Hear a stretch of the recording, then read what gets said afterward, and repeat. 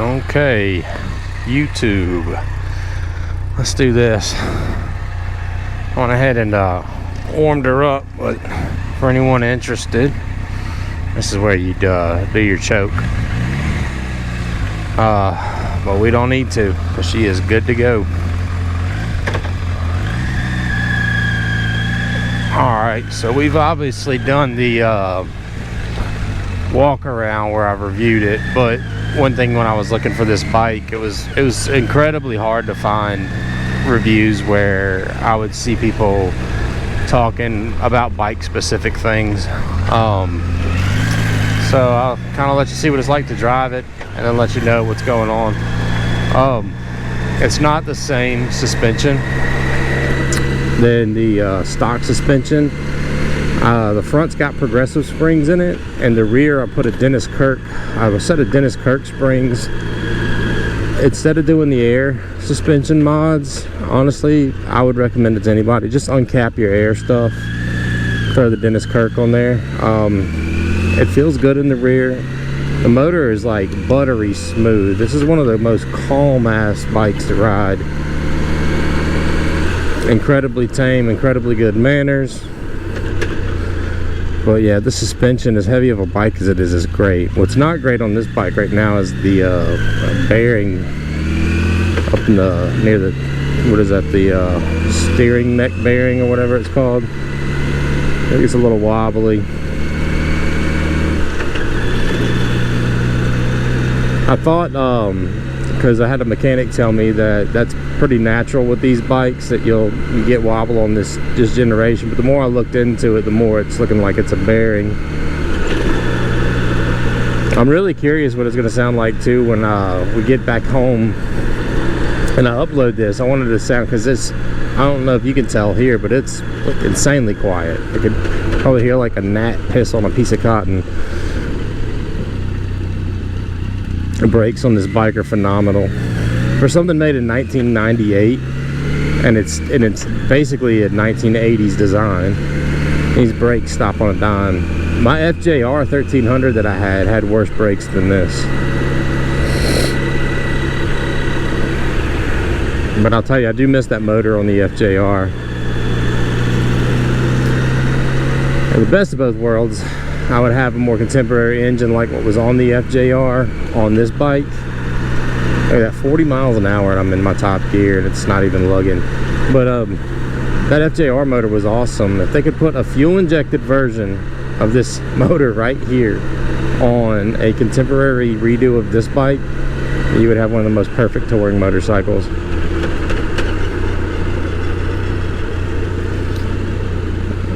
Let's see what we'll do. I just go straight. Well, it's a nice, calm, gorgeous day out here. I want to run it down the beach a little bit just so you can kind of hear how quiet it is going down a faster road. I gotta make it to an appointment, but I figured this would be a good time for a review. Oh, and anybody wondering, that windshield, if you didn't see it in the last video, this windshield I'm looking through, it's clear view. And I want to say that before they made motorcycle windshields, they made aircraft windshields. And so, is it aircraft grade? I doubt it, but some similar process, I would imagine. And this son of a bitch is huge. I'm 6'4" and I sit under it. I look through the windshield when I ride. Super smooth down the road. Now I can't turn on any music right now because of YouTube will basically, they'll let you keep the video up, but you can either get a copyright or they'll mute your shit.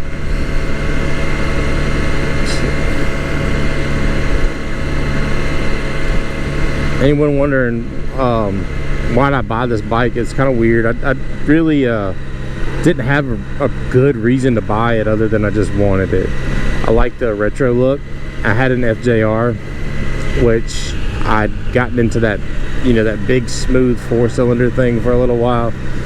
And when I got the FJR, the wind protection I was riding, it was the middle of winter, it was February, and I still wanted something with better wind protection, but I was like, well, this retro bikes are just massive, like windjammer style fairings on the front of them.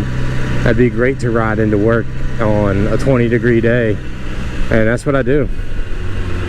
it was a lot better than the FJ, but in hindsight, I would go back to that FJ. What I really want is a Concours. I want like the I would take any first gen Concours. Maybe not, because I'm getting kind of tired of carby bikes because they can be a little bit fussy in the mornings, but an 08 Concours and up, I definitely would go that route.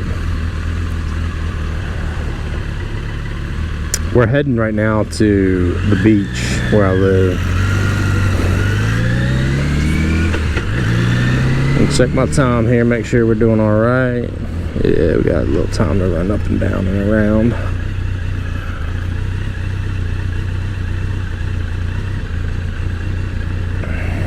This bike's been fun, but I decided today, let's go ahead and document it, because this one will be for sale. I'm going to try to have this sold by June, and my V-Rod will also be going up, because we are going to buy a neighborhood cart, a golf cart for the family, but I want a gas powered one. I don't want any nothing electric. I started looking at how to maintain the golf cart, and they said if it's electric, you can't let the battery go all the way down. It's always got to be on a charger. Sometimes it smells like sulfur. I was like, I think I'll just stick with gas.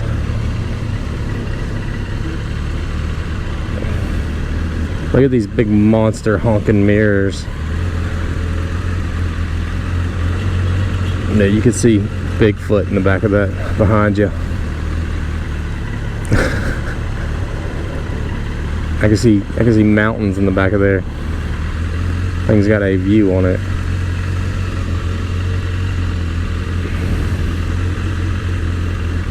Right now we're about a mile, one exact mile from the beach, maybe a mile and a half.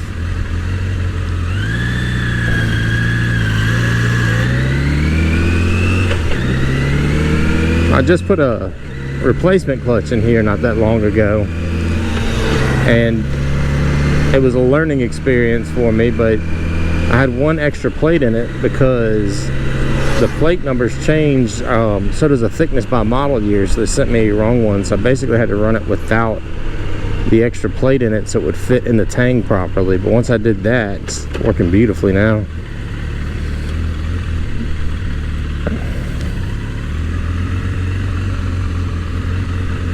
We are like king of the red lights today. Here we go.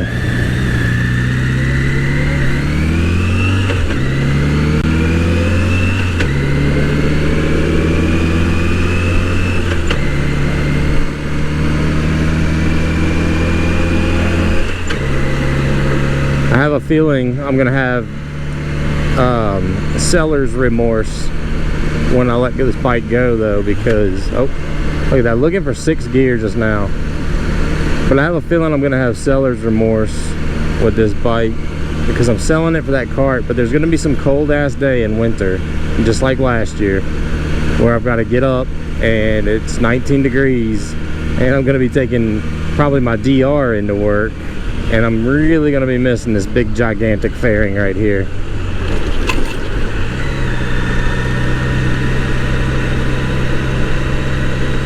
All right, now we're hitting the beach, baby.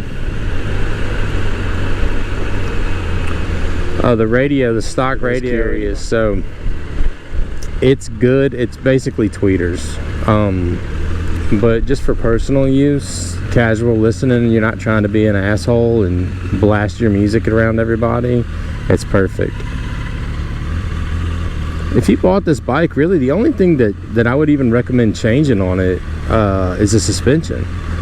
The windshield too, I guess. So there's 2 things I would change: the suspension and the windshield. And the Dunlop, I think it's a 303 tire. It's not rated for the bike. I got a set of Shenkos that I'm actually selling with the bike because I'm obviously not going to be able to use them, and I don't feel like dealing with eBay and shipping and all that shit to sell them individually. But I would put, you know, I would probably dodge the 303s if you are looking at tire options, and I'd go with the Shenkos instead, because the 303s aren't actually rated for this bike, and you can definitely feel it in the handling. Straight ahead of you is the Gulf of Mexico. It's What you're seeing right now is, if you were to go out about 12 miles, a little bit to my right, I don't know if it's going to show up in the GoPro or not, but off about right there is a system of barrier islands, that happens to be one of them. And they call this whole area and hear the Mississippi Sound. It's technically the Sound, and then I think it's about 16 miles out. They consider it the Gulf of Mexico.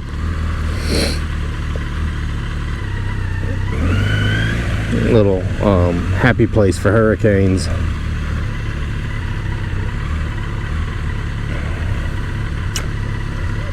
I'll tell you one thing that'll happen to you. If you have multiple bikes and you own a Voyager, your blinker shuts off automatically. So when you're riding your other bikes, you'll realize that you start turning your blinker off a lot. So it's a convenient feature to have here on this bike, but it's a little bit of a curse when you have your when you're trying to ride your other bikes and you're riding with your blinker on and you're confusing the shit out of people in traffic. Yeah, if we kept going straight, man, we'd run into some casinos.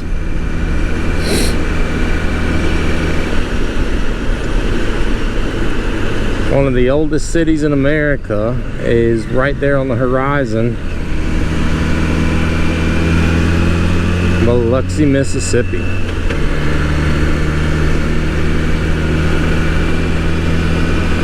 I grew up here, but then I lived in California for a while. When Katrina hit, I came back, and I wasn't used to all this desolate land. When I grew up here, a lot of this was built up.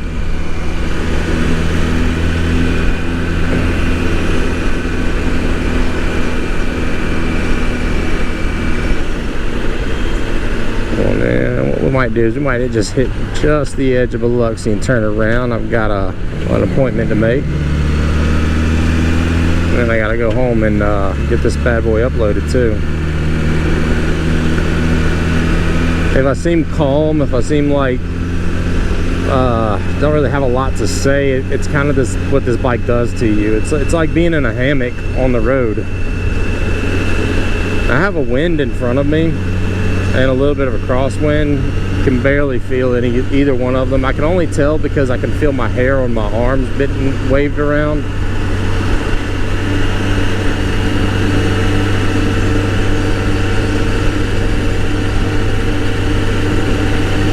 I love the cruising speed on this bike.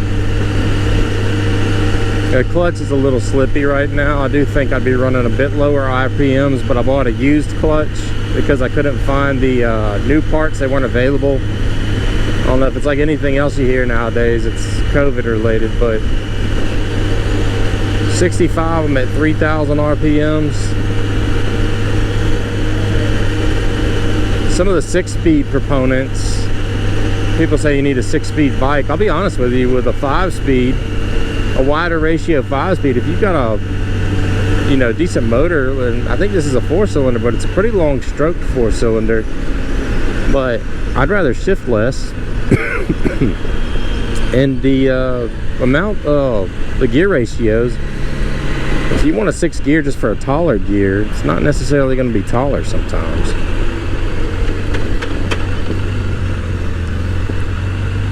Sometimes these 5th gears have just as good of a ratio up top, or they're just as tall up top as a lot of your 6 speeds, and that's definitely the case with this bike. That water right there, that's some hot, muggy stuff. It's almost June here, so we haven't really peaked on heat, but come about August, September, that right there feels like torture.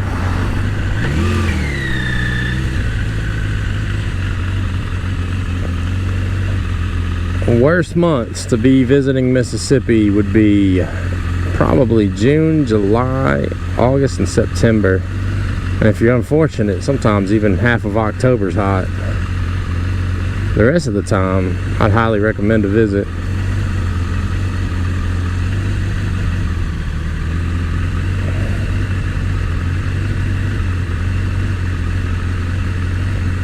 These speakers, by the way, I gotta wipe that one off, but I took those speaker covers out. They were silver, and it didn't really make sense with the bike. Trying to spray paint those black. I think it matches a lot better.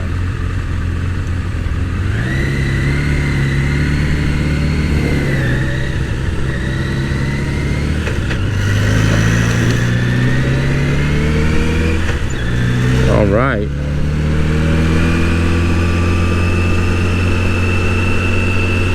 Catching light a little better now. That's how quiet this thing is. Yeah, you'll get some stuff. You'll have some corrosion issues. So right here, if you can see it, this wiring harness, sometimes it gets a little corroded. You got to wiggle it, kind of shake a little bit of the corrosion at the attachment points. Otherwise, you won't get your ignition on. It's got its funny little quirks, but it's reliable as an axe. I haven't had it leave me stranded anywhere, knock on wood.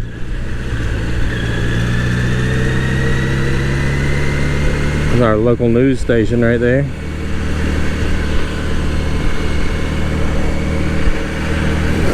I still love the power of this bike. I can't believe you could buy something that, I want to say it's around somewhere between 95 and 105. I can't believe you could buy something back in the 80s with that much power.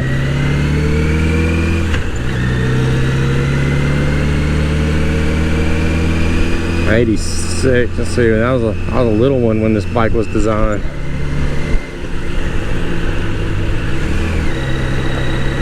All right. I'm gonna try, if I can. I want to dodge this road. It's a little bit of a prettier way, I think, if I go straight back.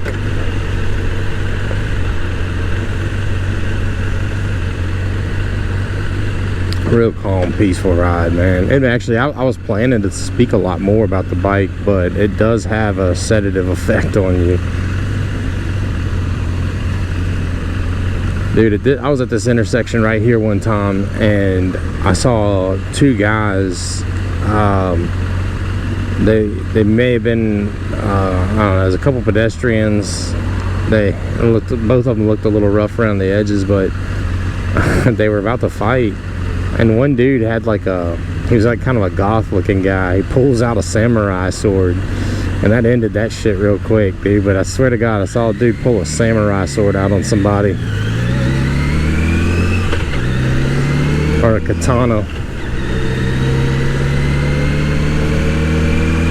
Or maybe they're the same thing, but he was definitely a turtle weapon. He was definitely ready to use it.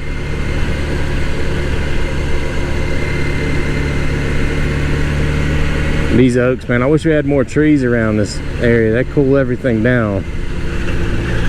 I'm not a fan of heat, if you couldn't tell already. Look at that, just lugging in 5th gear, no problem at all. If you're looking at this bike thinking maybe you should buy it, if you want something relaxed, reliable, and if you got a local place, or you yourself can sync your carbs, you know, or you got a mechanic that's okay working on older bikes, or if you are, I've had to change the wheel bearings in here. That was a bitch. But if you are a tinkerer and you want something reliable, it's definitely a good bike for that. But it's relaxing, it's fun, man. I've been places on this bike and it becomes the conversation piece. I'm sorry to get sick again.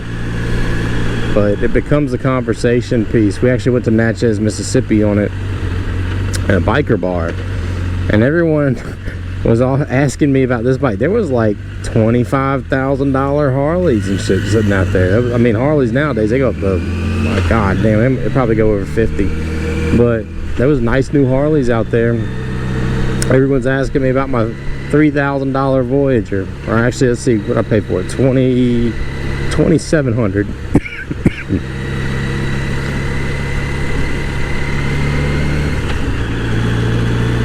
Yeah, it was definitely fun talking about that. I'd also highly recommend Natchez if you want a good road trip right at the beginning of the trace. Just about to the bayou. See if I can make it without choking too much. So you got the beach on one side, but everything in the on the coastal part of Mississippi Has a lot of back bay behind it. Most of all this is like a peninsula, actually. And waterlocked on 3 sides without bridges.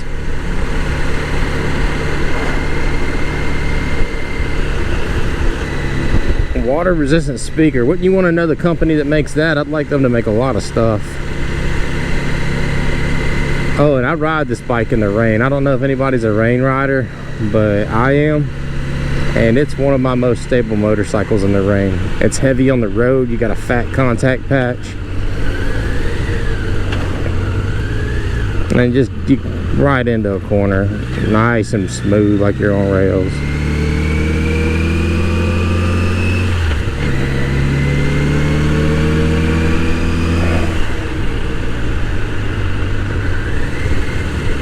The new Voyager that came out, I've had some thoughts in my head about messing with that too.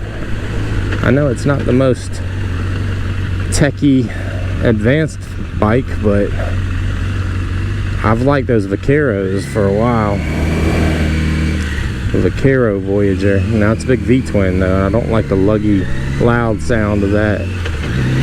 But hey, you never know, man. I should never commit. I never try to commit to not liking anything about one type of bike, because usually about a year or two later I'm riding that kind of bike. I used to think ADV bikes were ugly. I rode those for about a year. No, 2 years actually. And now I'm on dual sports. I still got my Harley and my Voyager though.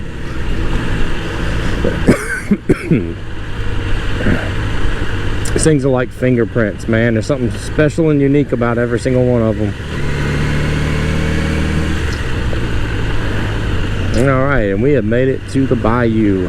We're about to go across this bridge and wrap it up.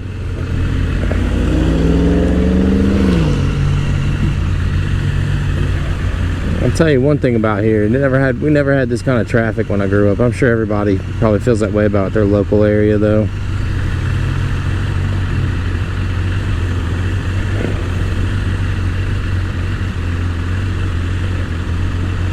There's no heat coming off this motor. So today it is a non-humid 85, but your crankcase will get hot on this motor, but it doesn't really throw heat out that bad. A lot of people say the Concord Kawasaki's from the same generation are extremely hot, but it could be jetting on this bike, but it runs really cool. I don't know if the jetting was ever modded in this bike's lifetime, but even the way it was from the factory, it probably didn't have a lot of emissions regulations on it. And I think that the jetting was a little more generous, because I don't feel much heat getting thrown off of this. But it's still a great winter bike, because if you do want some warmth and you tuck your legs in back here during winter, you're pretty well protected. Your passenger's going to catch a little bit. It won't be too bad though. Look at that bayou out there. Alright, and if you have any questions, I know I'm trying to think of some things to cover here, but anything you are worried about that I didn't cover or did, I can point you in the right direction if you have a question. But until then, thanks for riding along and take care.